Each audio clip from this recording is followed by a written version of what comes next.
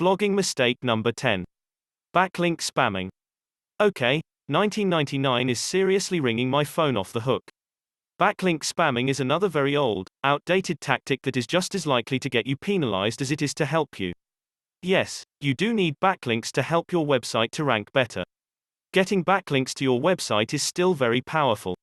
But backlinks need to be organic links from high-quality websites.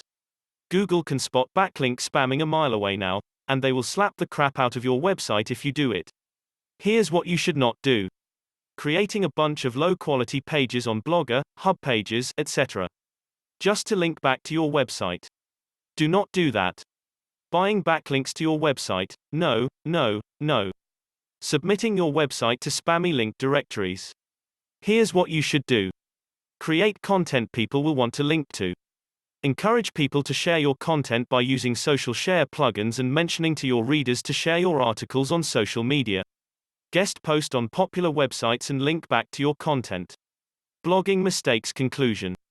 Remember, it's never too late, or too early, to start building an email list. The best time to start, if you haven't already, is now. Not tomorrow.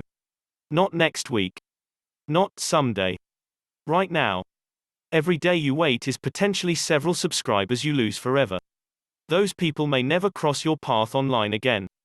Isn't it better to get those people on your email list while you have the chance?